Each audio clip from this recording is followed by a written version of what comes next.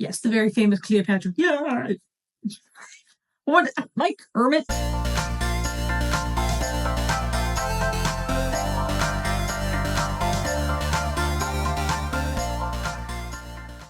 Hello, my lovelies, and welcome back to Pockets of Magic. I am Christina Wetterman, your head magician here at Pockets of Magic, where we are reclaiming childhood one memory at a time.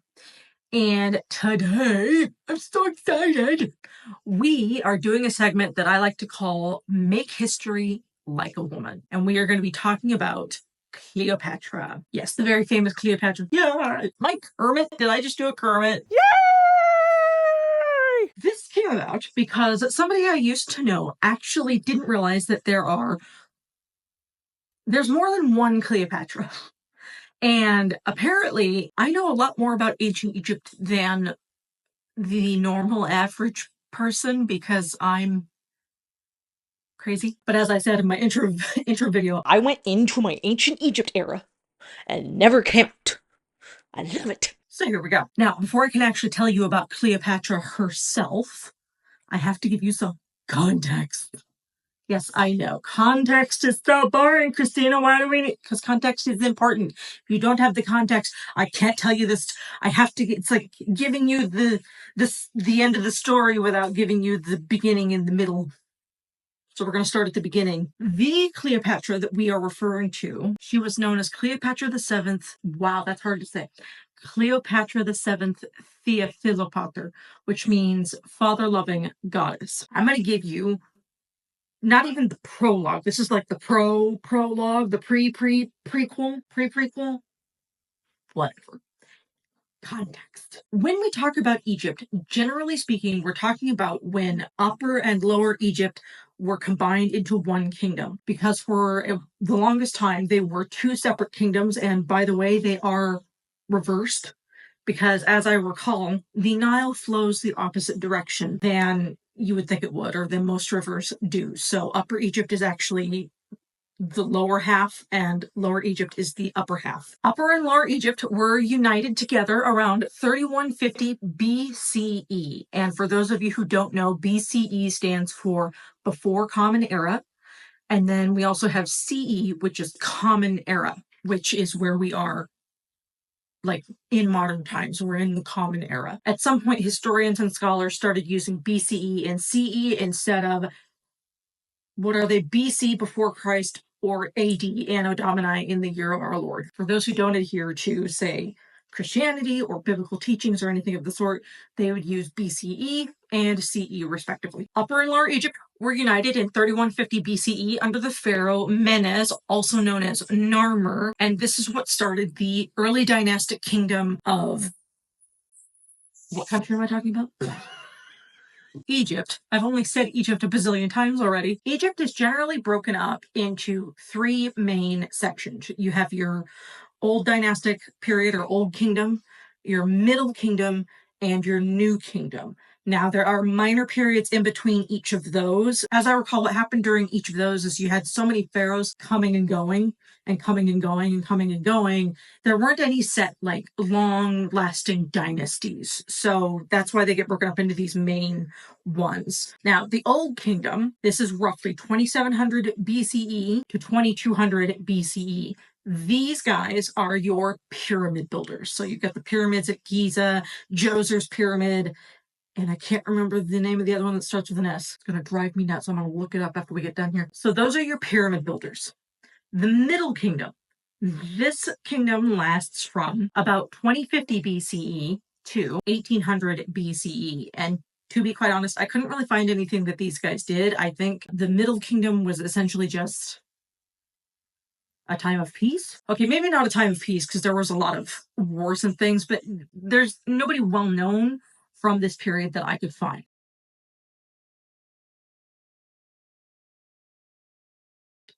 Now, the New Kingdom, that is where we're going to find pharaohs and names that most people are going to be familiar with. The New Kingdom lasted from roughly 1550 BCE to 1100 BCE. And this is where you have pharaohs like King Tut or King Tutankhamun. as was his full name, or Ramses II. All of the Ramses, in fact, I think all of the Ramses were just in one dynasty. Hatshepsut, if you're familiar with her at all. And as far as I could tell, the New Kingdom is where you have the last of the Egyptian pharaohs, because somewhere down the line, they eventually get conquered by a bunch of outside kingdoms. So Nubia, Assyria, Persia, which today is modern day Iran, places like that, they were then ruled from outside of Egypt. And then who should come on scene in about 332 BCE and conquer Egypt but Alexander the Great. So Alexander the Great was Macedonian, which I think is part of Greece.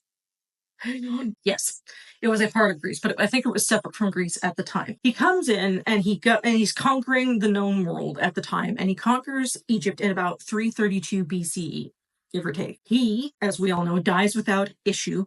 Basically, he dies without ears.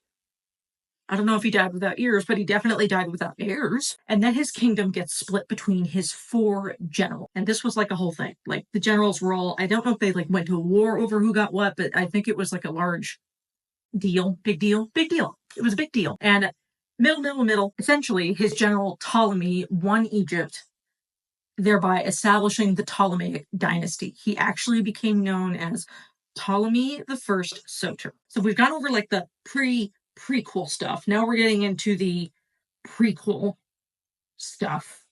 Because in order to understand what Cleopatra had to deal with when she came onto the throne, you kind of have to understand the Ptolemaic dynasty, because it was a giant mess. So the Ptolemaic dynasty was the last dynasty of Egypt.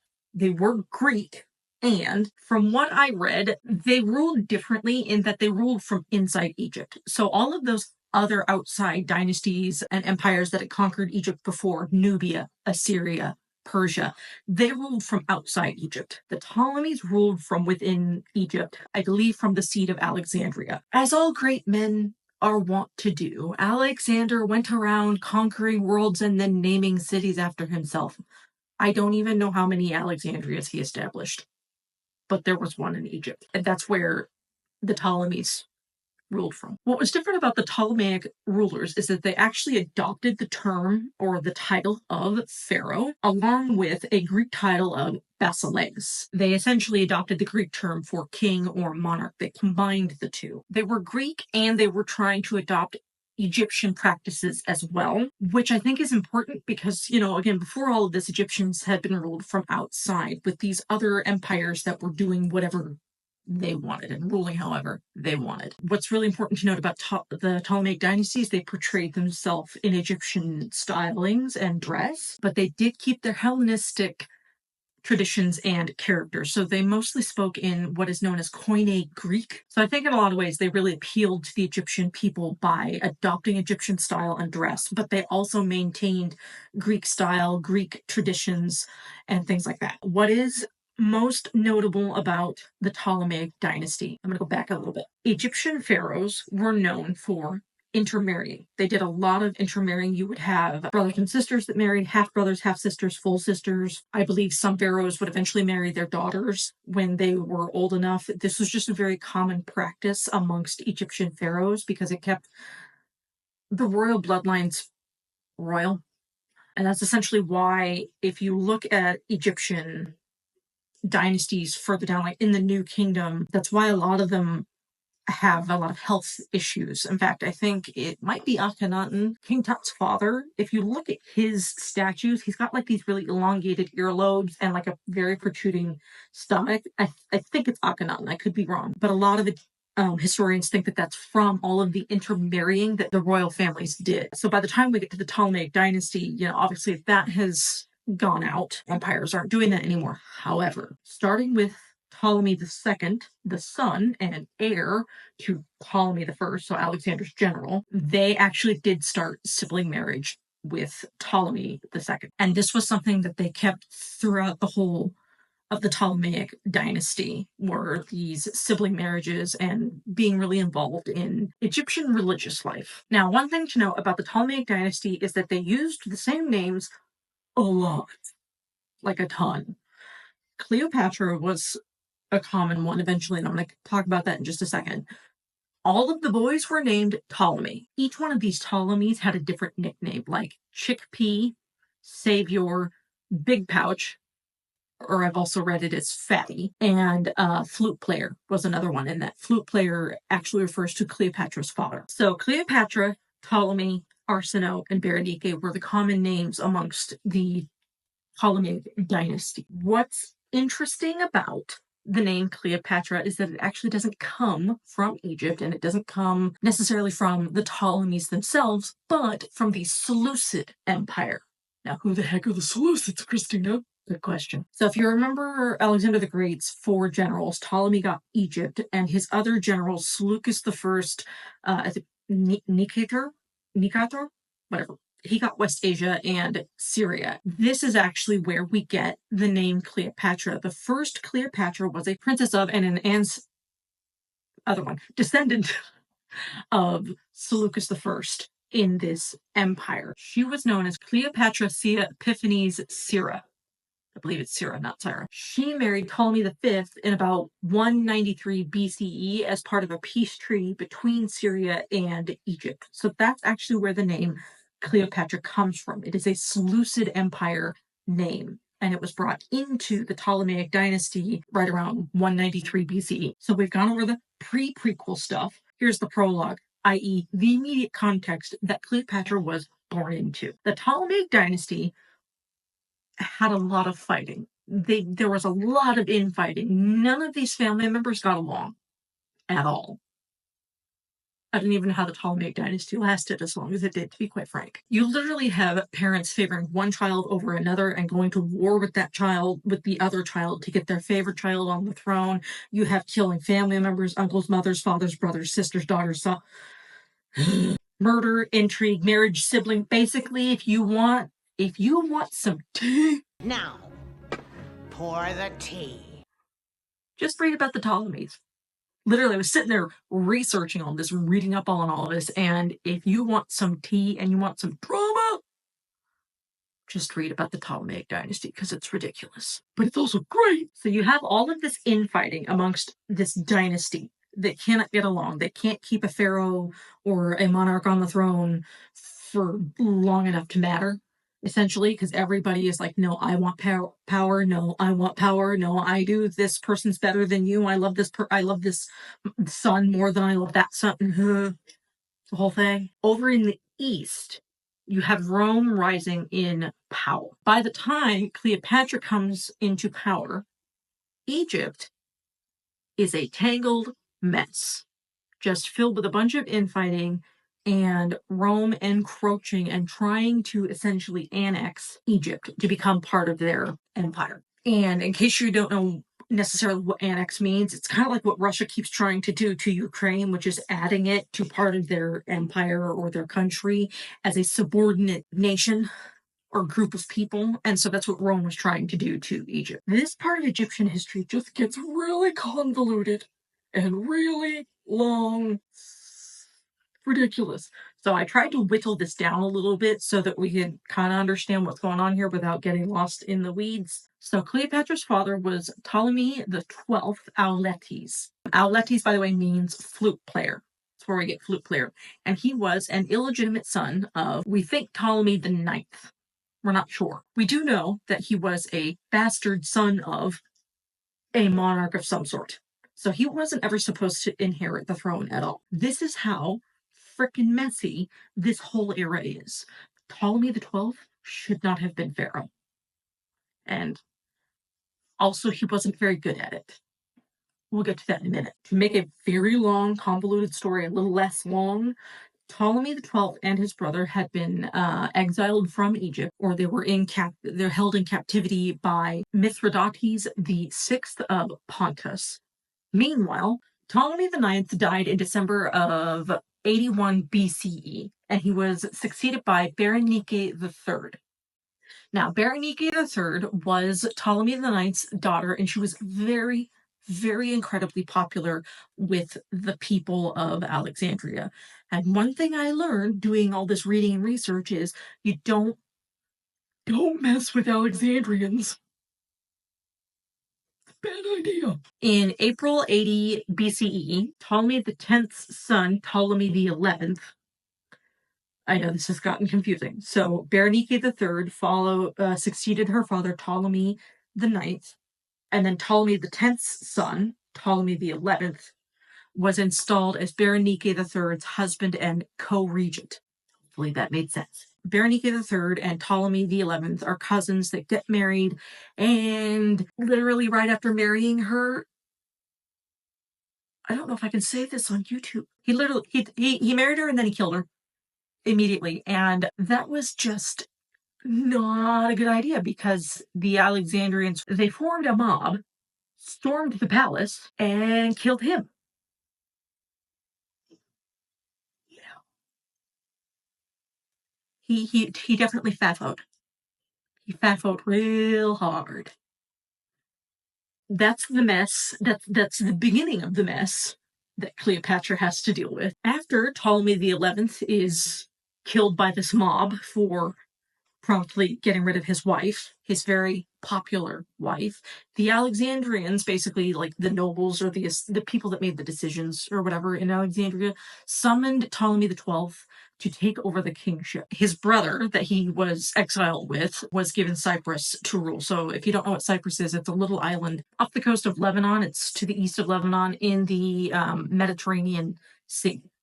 So that's where Ptolemy XII's brother, Ptolemy, got sent to. Now, as I mentioned before, Ptolemy XII was not a... Well, I would love to say he wasn't a ruler. I mean, technically, in name and title, he was. In actions, he's really sucked at it. It just wasn't good. He just wanted to play his flute and have giant parties and have fun and not actually do any governing, which is kind of what you have to do when you're pharaoh or king or whatever.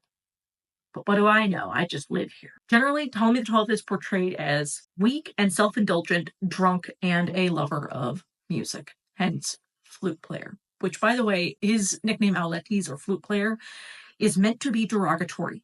It is not meant to be charming. They meant it as a derogatory term. Yeah. Because of all the infighting and wars and things like that, Egypt was really indebted to Rome, and Ptolemy XII really bowed down to Rome. He did almost whatever they wanted. I would almost say he was their puppet. Okay, so when Ptolemy X died, so Ptolemy X is the brother to Ptolemy IX, who is the supposed father of Ptolemy XII, of the flute player guy. So Ptolemy X, this guy, he'd been king of Cyprus for like a smidge. When he died, his will left Egypt to Rome. He basically said, here, in my will, Rome, you can have Egypt, in the event that he had no heirs. I should say, in the event that he had no surviving heirs. And while Rome never acted on this, the possibility that they could act on it really caused a lot of the Ptolemies to acquiesce to their requests. I'm disinclined to acquiesce to your request. So Roman senators and Roman leaders really wanted to annex Egypt and make it part of Rome, just to kind of, it's like they're not going to be able to pay back their debt. Anyway, we might as well annex them, just make them part of the empire, blah, blah, blah, blah, blah. In order to keep them from doing that, Ptolemy XII kept spending money that he didn't have. Did he think money's just going to fall down from the sky? I don't know where he thought he was going to get this money from, but he didn't have it. And he just kept spending all of this money to bribe these politicians to rule in his favor. And he kept throwing lavish parties. Like, that's what he was known for, was throwing lavish parties with money he didn't have. Did he have a fairy godmother hiding in the wings just going bippity-boppity boop? Like, what? For the record, no, he did not have a fairy godmother. He actually tried to raise taxes, which the Alexandrians were like, no, we're not doing that. We're not paying more taxes. One thing I found about in all of my research for this is the Alexandrians were not to be messed with. They were very much a FAFO sort of people, which is great. So what he ends up doing in order to bribe these Roman politicians and get them to rule in his favor is he borrows money from Rome, which just ultimately makes Egypt more indebted to Rome. I don't understand what's going through this man's brain. Air is going through this man's brain. How in the heck he fathered a woman like Cleopatra is beyond me. From roughly 58 to 55 BCE, Ptolemy, basically the courtiers of Alexandria, the people that make the decisions and have the money in this city, I think they eventually just got tired of him not doing his job, and they exiled him to Rome for a while, and he probably took Cleopatra with him because she was a young child at this point, 7 to 10, I think, how old she would have been. So eventually, like, there's some stuff that happens while he's gone in Rome. I glossed over that. Essentially, in 55 BCE, he is asked to come back and assume his kingship in Egypt. But at that time, Rome also demands payment of their debt, which Alexandria, they don't have it. And I will get into their debt a little bit later because that is something Cleopatra had to deal with, so I'll get into that later. Okay, this one I'm going to have to read my notes for. So Ptolemy the 12th, realizing that Rome is demanding payment and learning from his previous mistakes, so maybe there was a little more than air in his head, but not much. What he does is he shifts blame and resentment of tax increase from himself to a Roman man, and this Roman went by the name of Gaius Rabirius Posthumus. Gaius was Ptolemy's main creditor, and Ptolemy appointed him, Dioiketes, I think is how it's pronounced, he appointed him Minister of Finance. Gaius is in charge of debt repayment and is the one that's getting blamed for the increase in taxes and all of this other stuff. Somehow, in all of this, Ptolemy the 12th actually died of old age. I don't know how. My flabbers are gasted. All of that saying, but he does die around 51 BCE, and in his will, he leaves it so that Cleopatra and her brother are to be co-rulers. This is the world and the kingdom that Cleopatra inherits when she comes to the throne. She herself, when she inherits the throne, is about 18 years old, and her brother Ptolemy the 13th is 10. And they are meant to be co-rulers. Now, it is possible, probable, that they married, but this isn't proven. The assumption is that they did, I think, but there's nothing written anywhere that says, yes, these two got married. Can you imagine being 18 years old and having to co-rule with your young brother, who ostensibly has more power than you because he is a boy? So let's get into Cleopatra the 7th. She is the last ruler of the Ptolemaic dynasty. I should say the last active ruler of the Ptolemaic dynasty, and she was born around 79 to 80 BCE. She is Ptolemy the 12th's second daughter, and we actually don't know who her mother is. We think it might be Cleopatra the 5th, but we're not sure. So you have Berenike the 4th, Cleopatra the 7th, Arsinoe the 4th, and Ptolemy the 13th and 14th. So there were 5 siblings total. What is unique about Cleopatra is that while most, if not all, of the previous Ptolemaic rulers spoke Greek, they spoke something called Koine Greek. Cleopatra was actually known to have spoken several languages, including Egyptian. And in fact, as far as I could tell, she was the only Ptolemaic ruler who bothered to learn Egyptian, because I believe by this time, you have Greeks living in Alexandria, you have Greeks living in Egypt. Greek was seen as the higher language, and Egyptian was seen as like a low language. It was the only way I can think is it was thought of as like a peasant language, essentially. As the daughter of the pharaoh and growing up in Alexandria, Cleopatra got a lot of tutelage, a lot of really great, she was able to learn quite a lot. So one of her childhood tutors was a man named Philostratos. He was a Greek philosopher. I believe he was a Socratic philosopher. I can't remember off the top of my head. But he taught her the Greek arts of oration and philosophy, and she also got to study at a place called the Museum, which included the Library of Alexandria, which makes me only slightly jealous because we don't know where it is, and I want to go visit that place. Or we could do like they do a national treasure and find a national treasure that includes scrolls from the libraries at Alexandria. Scrolls from the library at Alexandria. As I said earlier, Rome, over there in the east, is encroaching on Egypt. They're like, hey, you owe us money. Pay us up. And Egypt's like, we ain't got no money. Sorry. But after Ptolemy the 12th died, as stipulated in his will, she and her brother, 18 and 10 years old respectively, became co-rulers. The problem was, actually there were a lot of problems. They inherited a lot of issues when they came to the throne. So, as I said earlier, Ptolemy XII never got his debt repaid to Rome. And since he didn't get it paid off, it passed on to his children. They owe roughly 17.5 million drachmas. That's insane. Yeah, so I did the math on that, given where the drachma currently sits. Not that it really accounts for inflation or anything, but we're looking at roughly almost 5.5 million US dollars. That's a lot of money. Thanks a lot, Ptolemy. So not only are they dealing with their father's debt, they're also dealing with a famine that was caused by a drought and a low annual flooding of the Nile. So every year, at least at this point, I assume it still does it. I have no idea. The Nile floods, and that's how the crops and things get their water supply. But in this year, the Nile hadn't flooded the way that it was supposed to. I'm not sure if it didn't flood at all or if it just did a very low level where normally it would have been up here, but it didn't. And so it caused a famine. And the third thing they had to deal with was lawless behavior from a group of Roman soldiers known as the Gabiniani.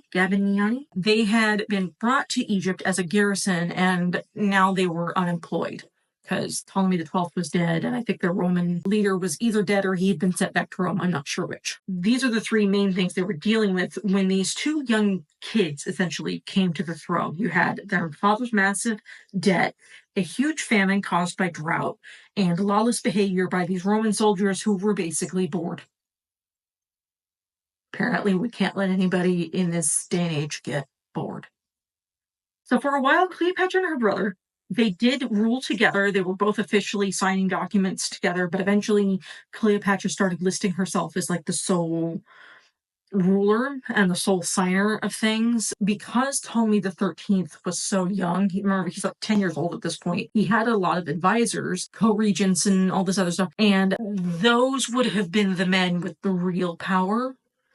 And I imagine they were trying to push Cleopatra out and keep Ptolemy XIII in as sole ruler. I don't know this for certain. I did read somewhere that they were trying to garner more power, and that could have pushed Cleopatra to start signing herself as sole ruler. And because Ptolemy XIII had a lot of support elsewhere, as per usual in this dynasty, the two started a civil war. This civil war caused Cleopatra to flee to Syria. So remember the Seleucid Empire? She fled to Syria. From there, she was able to raise an army where she came back to fight her brother for the throne of Egypt.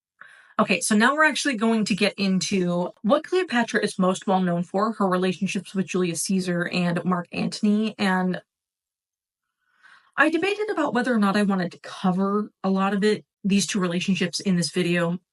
These relationships that she had with these two men has been shown in TV shows, books, drama, plays, movies, all just, people are really enraptured with these two relationships. And I think she should be known for more than just these two relationships. Based on the context of what I've read, she had a lot to deal with.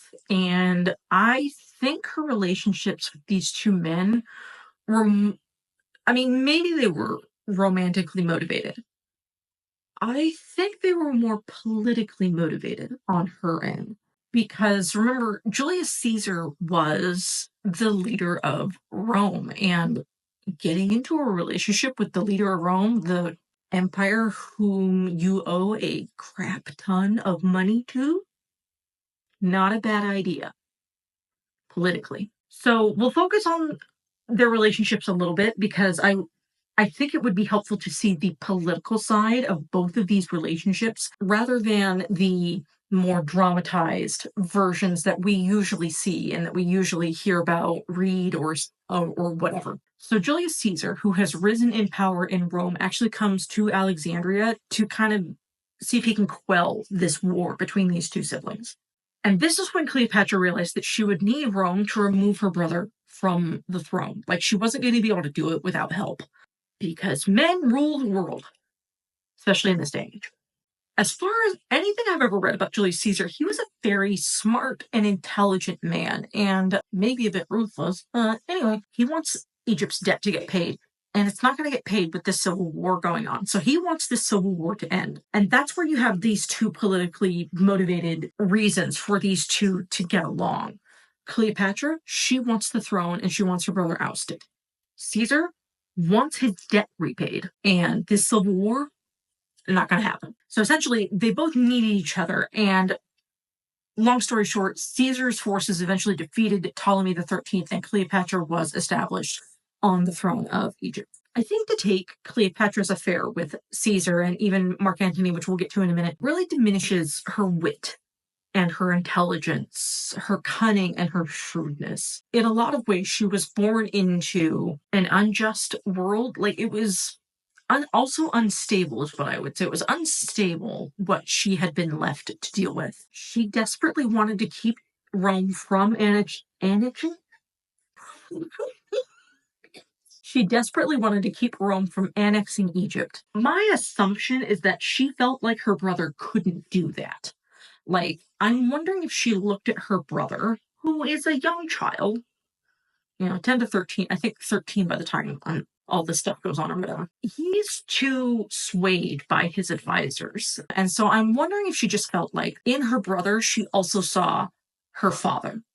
Remember, her father made really poor decisions and was not able to actually lead Egypt and bowed to Rome in several ways. And I think Cleopatra just didn't want to do that. Egypt was her home. But this also brought about a question, for me at least, like why she didn't just try to rule with Ptolemy XIII and maybe try to persuade him to not bow down to Rome. And there were a few things that I thought of that maybe could have swayed her to decide to take the throne for herself. Remember, Cleopatra is 8 years older than her brother, and she's an intelligent woman born in a world where men rule. And as women, we don't get heard. I mean, in this day and age, we sometimes still don't. And I would imagine that she was co-ruling with a young brother who really didn't know what he was doing. And as always, power is a heavy influencer. I believe Ptolemy XIII's advisors really wanted to maintain power for themselves and oust Cleopatra, like I said earlier. So in a lot of ways, I think that Ptolemy XIII's advisors were making decisions that benefited them and not the Egyptian people. And lastly, in many ways, I think Cleopatra actually really cared for Egypt in a way that was different from her ancestors and her predecessors. I imagine she saw herself as the best way to make sure that Rome didn't annex Egypt and that Egypt could remain independent. Even though it didn't work out that way, I think that's just kind of what she saw, and that's how she saw her solution. And at the time, Julius Caesar was a great choice until he got stabbed in the back. Or stabbed several thousand times. Et tu, Brute, then falls Caesar. So it is thought that Julius Caesar and Cleopatra had a child together, Ptolemy XV Caesar, although we don't actually know the paternity of this child. He was known as Caesarion. Cleopatra was actually married to her brother Ptolemy XIV, since Ptolemy XIII had drowned a while back. So, whole thing. We don't know the paternity of Cleopatra's eldest and firstborn. But anyway, Julius Caesar gets murdered. And so then Cleopatra heads back to Egypt. She flees Rome, goes back to Egypt. And not long after she gets back to Egypt, her husband/brother, Ptolemy XIV, is killed, possibly by Cleopatra's agents, because not long after that, her son, who is then 3 years old, gets established on the throne, and she is his co-regent. Now that Julius Caesar is dead, Cleopatra's 3-year-old son is on the throne. She has a very solid hold on power in Egypt at this time. Even so, she still had a famine to deal with and a war that was breaking out between Caesar's successors. So the war that was breaking out was between the triumvirate, which included Octavian, Mark Antony, and Marcus Aemilius Lepidus, and Julius Caesar's murderers, Brutus and Cassius. And both sides wanted Egyptian support. Both sides asked Egypt for support. They asked Cleopatra for support, and she threw her support behind the triumvirate, which allowed them to win. When it comes to Cleopatra and Mark Antony's relationship, I would say this was more of a political gamble. In fact, I would say both of her relationships with Julius Caesar and Mark Antony were political gambles that clearly didn't work out very Well, a couple of things about Mark Antony. He said later that he first saw Cleopatra when she was 14 years old, when he went to Alexandria for a campaign or something like that. I don't remember what it was. And he fell in love with her first, what's that thing called? Love at first sight. He fell in love with her immediately. Also, at this time, he's looking at her for financial and military support. So for him, she was a good support both militarily and financially. I'm not sure why financially, since Egypt was indebted to Rome, but whatever. But for Cleopatra, in exchange for her help, she sought the return of Egypt's Eastern Empire, which included large areas of Lebanon and Syria. So she was looking to reclaim land that Egypt had lost. So the relationship between these two starts, and I think Cleopatra just made the gamble that Mark Antony would come out on top politically, and he just didn't. Octavian did. I believe Octavian was supposed to succeed Caesar anyway, but the triumvirate didn't want to share power. There are a lot of moving pieces in Cleopatra's life at this point.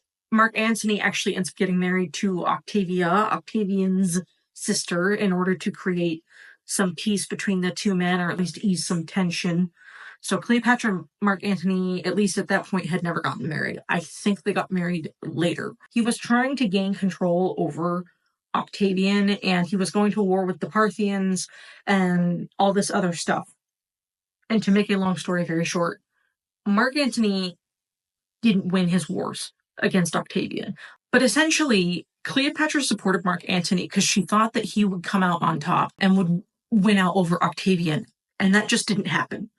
Octavian ended up winning his battles against Mark Antony, and at some point, I think Cleopatra started seeing Mark Antony as a liability and was like, "No, I'm out. I don't want to be here anymore. I'm going to leave Egypt to my son, and I'm going to go else. I'm going to leave." And she didn't get that chance because her fleets were burned, and she basically had to stay in Egypt and try to negotiate with Octavian. Unfortunately, these negotiations didn't really get anywhere, and Octavian set out to invade Egypt in about 30 BCE. And essentially, Antony and Cleopatra stood no chance against Octavian and his allies. And we all know the story from there.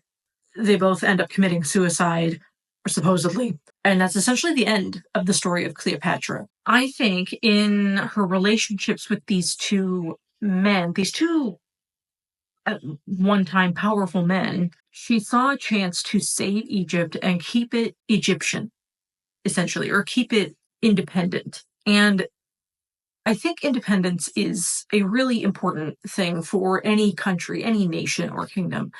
And it was especially important for Egypt. It has one of the longest histories, in fact, if not the longest history of any nation or country on our planet. And I think in a lot of ways, Cleopatra really loved her home. Even though she was either half or all Greek, Egypt is where she was raised, for the most part. And I think we do a disservice to her when we only remember her for these dramatized relationships with Julius Caesar and Mark Antony. This is a woman who clearly had a lot of intelligence, and she had a lot of charm and cunning and wit and care for the people that she ruled. She actually, I think, wanted to govern well, unlike her father, who squandered money away and didn't give two flying figs about his people. Let me know down in the comments below what you think. What do you think about Cleopatra? Did you know that there was